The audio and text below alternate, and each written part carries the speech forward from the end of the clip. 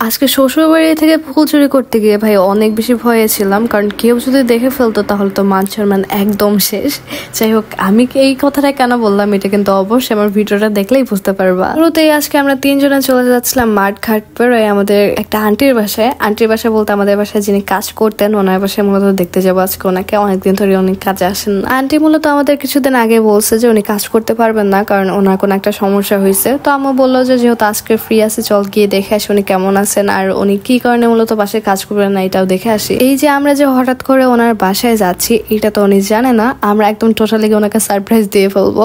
যাই হোক, আমরা যে মাঠঘাট পেরে যাচ্ছিলাম মাঠঘাটটা কিন্তু খুবই সুন্দর ছিল, আর আমার ভাই মাঝে তো হাঁটতে হাঁটতে একদম হাঁপাই গেছে। পরে ওকে আমি কোলে করে নিয়ে চলে যাচ্ছিলাম ওই আন্টিটার বাসার দিকে। সেইখানে যাওয়ার আগে আমি পথে ধারে অনেকগুলো অপরিচিতা ফুল দেখতে পেয়েছি। সেইখানে মূলত ওইগুলো দেখে আমি তো আমার লোভটা একদমই সামলাতে পারি না। এই অপরিচিতা ফুলটা আমার খুবই পছন্দের, আর এই ফুলটা ছিল তিনটা না, এখানে 5টা পাপড়ির ফুল ছিল এটা। তো ভাবলাম যে এটা যেহেতু আমার বাসায় নেই তাহলে এখান থেকে কিছু বীজ সংগ্রহ করে নিয়ে যাই, যেহেতু আমি বাসায় ওটা লাগাইতে পারবো। যেখান থেকে আমি অপরিচিত ফুল তোলায় ব্যস্ত ছিলাম সেটা মূলত একটা স্কুলের মাঠ ছিল, মাঠের পাশে যে বেড়াটা ছিল ওইখানে মূলত এই অপরিচিত ফুল আমি পাইছি।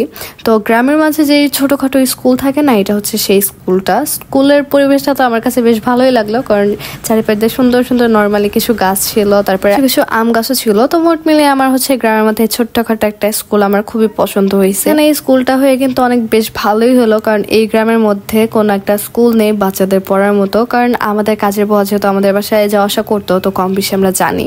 একদিক দিয়ে বেশ ভালোই হলো, স্কুলের পরিবেশটাও অনেক সুন্দর ছিল। এর মাঝে আমার হঠাৎ করে খেয়াল আসছে যে স্কুলের একপাশে অনেক সুন্দর গোলাপ গাছ, আর এই গোলাপ দেখে ভাই আমি তো আমার লোভ একদমই সামলাইতে পারি না। আমিও তো এই গোলাপ গাছ থেকে একটা ফুল তুলতে চলে গেলাম। এর মাঝে আমার আম্মা আমাকে কথা শোনাচ্ছে, এটা কি তোর শ্বশুর বাড়ি লাগে যে তুই এখান থেকে ফুলগুলো চুরি করতেছিস? তো মোট মিলে এইটা নিয়েই হচ্ছে আমি ফার্স্টেই বললাম যে শ্বশুর বাড়ি থেকে আমি ফুল চুরি করতে গিয়েছিলাম। এই কথা তো অনেক বলা হলো। এদিক দিয়ে আমরা 3 মামাজি তো চলে আসছে আমাদের সেই আন্টির বাসায়। এখানে আমি আন্টি বলে কেন, এখানে তোমরা আবার অনেক কিছু বলতে পারো। অ্যাকচুয়ালি আমি হচ্ছে সবাইকে কম বেশি আন্টি বলে, এই জন্য ওনাকে আমি আন্টি বলে ডাকতাম, আর উনি মূলত এই ডাকটা অনেক বেশি পছন্দ করেন। এই বাসায় যাওয়ার পর আন্টির মেয়ে তো আমাকে সবকিছু ঘুরিয়ে বেরিয়ে দেখাচ্ছিল যে কোথায় তাদের কি আছে, কোথায় তারা কিভাবে খেলাধুলা করে।